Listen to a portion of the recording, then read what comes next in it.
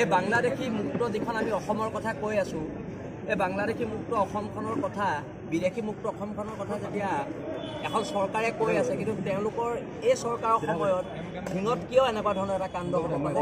আজি আমাৰ নগাঁও জিলাৰ লগত কথা বতৰা হৈছে, প্ৰয়োজনত বিল আছে সেনা সৈনিক ঢিঙলৈ যাব। তাত খিলঞ্জীয়া মানুহক জাতি জুম লৈ যদি কোনোবাই মাৰিবলৈ আহে আৰু আমি ইয়াত হাত সাৱটি বহি থাকিম, এই কথা বতৰাবোৰ নচলিব। এটা বাৰ্তা স্পষ্ট, বীৰ লাচিত সেনাই ৰাজনীতি ঊৰ্ধত গৈ আমি কথা বতৰাবোৰ পাতি আছোঁ, আৰু কথা বতৰাবোৰ ৰাজনীতি ঊৰ্ধত থাকিব লাগিব। কোনোবাই ক'ব আমি কাবাৰ এজেণ্ট, এটা দলে ক'ব আমি আমুকৰ এজেণ্ট।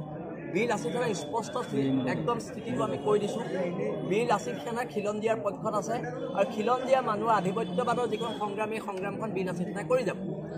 ইয়াত আমাক বিজেপিয়েও গাইডেন্স দিব নালাগে, আমাক ইয়াত কংগ্ৰেছেও গাইডেন্স দিব নালাগে, বা কোনোবা ছদ্মবেশী জাতীয়তাবাদী মানুহেও আমাক ইয়াত গাইডেন্স দিব নালাগে। কাৰণ আমি জাতীয়তাবাদৰ কেঁচা তেজ খাই ইয়াত বহি আছোঁ, বীৰ লাচিত সেনাৰ সৈনিক, আৰু আমি জাতীয়তাবাদৰ কথাই কওঁ। সেইটো স্পষ্ট কথা। আমাৰ নেতা হিমন্ত বিশ্ব শৰ্মাও নহয়, আমাৰ নেতা গৌৰৱ গগৈও নহয়, বা আন কোনোবাও নহয়। এই কথাটো স্পষ্ট, আৰু এই কথা বতৰাবিলাক যদি আমি স্পষ্টকৈ ক'বলৈ যাওঁ, ৰাজনৈতিক দলবিলাকে বীৰ লাচিত সেনা কেনেকৈ পৰিচালিত হ'ব তাক লৈ মাথা গৰম কৰিব নালাগে। আপোনালোকে নিজৰ দল সংগঠন কেনেকৈ শক্তিশালী হ'ব আপোনালোকে তাক লৈ কথা বতৰা পাতক। প্ৰত্যেকটো কথাতে বীৰ লাচিত সেনাক এটা ৰাজনৈতিক বৃত্তৰ ভিতৰত ভৰাবলৈ চেষ্টা কৰে। কিন্তু আমি কৈছোঁ যে আমি জাতীয়তাবাদৰ পক্ষ, আৰু ৰণ্টু পানী ফুকনকে প্ৰমুখ কৰি সকলোকে মুক্তি দিবলৈ আমি দাবী জনাইছোঁ।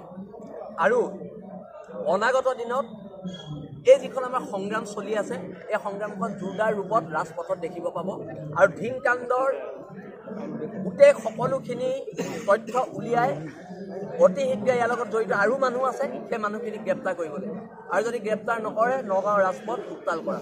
এইটো স্পষ্ট কথা। আৰু ইতিমধ্যে আমি প্ৰয়োজনত নগাঁও জিলা সমিতিৰ লগত ইতিমধ্যে আলোচনা হৈছে, আৰু প্ৰয়োজনত নগাঁও জিলা সমিতিক তাৎক্ষণিকভাৱে নিৰ্দেশ দিয়া হ'ব যে ঢিঙলৈ যাওঁ বোলক এটা আমি কাৰ্যসূচী প্ৰয়োজনত আমি গ্ৰহণ কৰিম, আৰু তাত আমি ঢিঙলৈ যাম।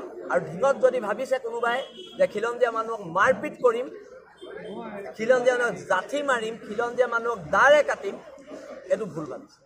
ইয়াৰ বিৰুদ্ধে আক্ৰমণ হ'লে প্ৰত্যাক্ৰমণ হ'ব, আৰু তাৰ কাৰণে সাজু থকা ভাল হ'ব।